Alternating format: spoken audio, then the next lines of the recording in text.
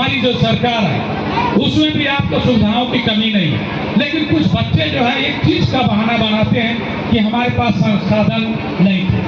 हमें साधनों की जरूरत बहुत नहीं पड़ती, हमारे पास दृढ़ संकल्प हो, दृढ़ निश्चय तो हम जरूर सफल होंगे। ये ढेर सारे उदाहरण पड़े हुए हैं।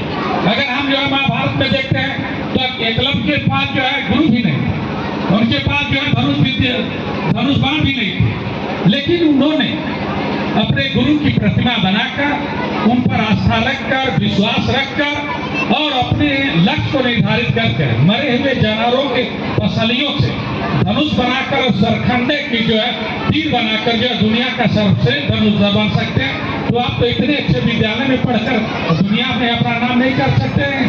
कर सकते हैं कि नहीं कर सकते हैं? कर सकते हैं कि नहीं कर सकते हैं? आपकी माता जी सुबह जो है मम्मी आपके टिफिन बनाकर देती है कि नहीं देती है? तो सबसे पहले किसको टिफिन मिलती है?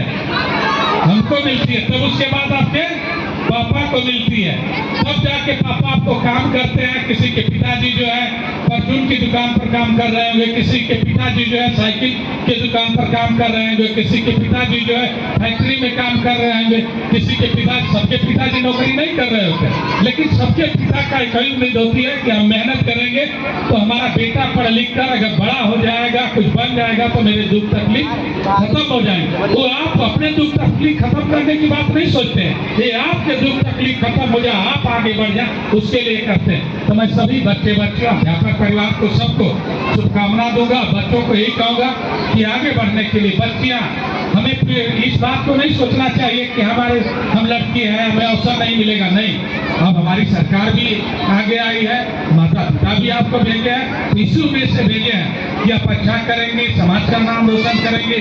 और बच्चों से मैं कहूंगा कि माता पिता के अलावा जो है तीसरे, गुरु के अलावा तीसरे की बात, चौथे की सुनने की जरूरत नहीं है, क्योंकि वही ऐसे लोग हैं जो आपको जो है देख रेख और प्यार उनसे ज्यादा कोई दुनिया में देने वाला नहीं है। तो अपने माता पिता की बातों को मानिए और आगे बढ़िए। विद्यालय आइए तो इस बात को अपने ध्यान में रखिए कि मेरी माँ इस उम्मीद से हमारे विद्यालय भेजी है और मेरे पिता इस आशा और विश्वास के साथ जो है खेत में काम करने गए कि मेरी बेटी पढ़ लेगी तो नाम रोशन करेगी। अगर मेरी बेटी का नाम, बेटी आगे बढ़ेगी तो मेरा नाम रोशन होगा।